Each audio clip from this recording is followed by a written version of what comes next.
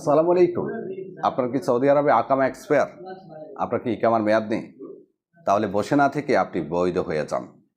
আপনার কফিল কিছুই করতে পারবে না, এটি সত্য। যদি আপনার ইকামার মেয়াদ না থাকে তাহলে আপনি আপনার কফিলের অনুমতি ছাড়া খুব সহজেই এই 2025 সালে অন্য কফিল বা কোম্পানির কাছে কাফালা হতে পারবেন, শর্ত সাপেক্ষে।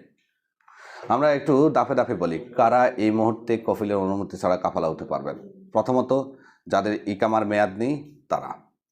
দ্বিতীয়ত, যাদের ইকামা হয়নি, ইকামা নাম্বার আছে তারা। তৃতীয়ত, যাদেরকে কফিল বা কোম্পানি হরুপ দিয়েছে, 15 মাসের বেশি সময় হয়ে গেছে, 1 বছরের বেশি সময় হয়ে গেছে তারা। যারা কাফালা হতে পারবেন না, যারা হাউস ড্রাইভার, হরুপ আছে অথবা ইকামা এক্সপায়ার তারা। 2, আমেল মঞ্জিল অথবা অন্যান্য ডোমেস্টিক ওয়ার্কার যারা আছে তারা। তাদের যদি ইকামা এক্সপায়ারও হয় তারা কফিলের অনুমতি ছাড়া কাফালা হতে পারে না, এমনকি হরুপ দিলেও কাফালা হতে পারে না।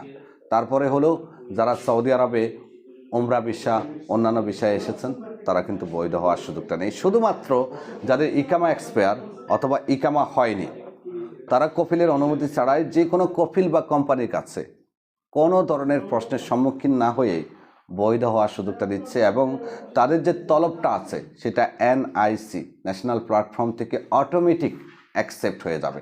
মনে করেন আপনার ইকামা হয়নি, তাহলে প্রথম কাজ হলো আপনার ইকামা নাম্বার তুলতে হবে, তারপরে আপনাকে আপশির করতে হবে, তারপরে আপনাকে কিউয়া করতে হবে।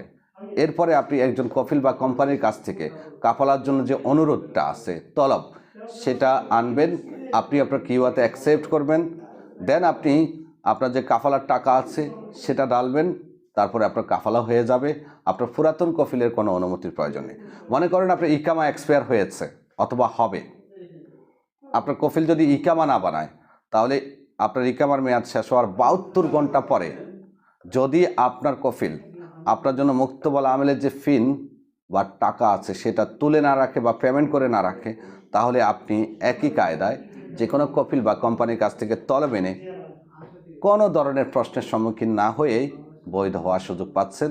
অটোমেটিক্যালি আপনার তলব অ্যাকসেপ্ট হয়ে যাবে। তবে খেয়াল রাখবেন, এখানে আপনাদেরকে সতর্কবার্তা দিচ্ছি, অনেকে আছেন ইকামা এক্সপায়ার হওয়ার সাথে সাথেই তলব দিচ্ছেন না। ইকামা এক্সপায়ার হওয়ার 72 ঘন্টা পর্যন্ত মন্ত্রণালয় কফিলকে সুযোগ দিয়ে থাকে। এই 72 ঘন্টার মধ্যে কফিল কিন্তু জরিমানা না দিয়েই ইকামা রিনিউ করতে পারে। যদি 72 ঘন্টা পার হয়ে যায় তখন গিয়ে কফিলের উপরে জরিমানা ইস্যু করে ইকামার উপরে জরিমানা ইস্যু করে 500 রিয়াল।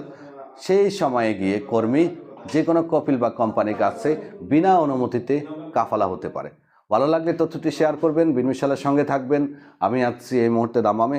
আপনি যদি দামাম প্রবাসী হন তাহলে আসবেন আমাদের অফিসে। অফিসটা পড়েছে সাফা মেডিকেল থেকে একটু সামনে, প্রবাসী সেবা কেন্দ্রে যাওয়ার পথে স্টার ম্যাক্সের অপোজিট সাইডে, সিকু, দামামে। আল্লাহ হাফেজ।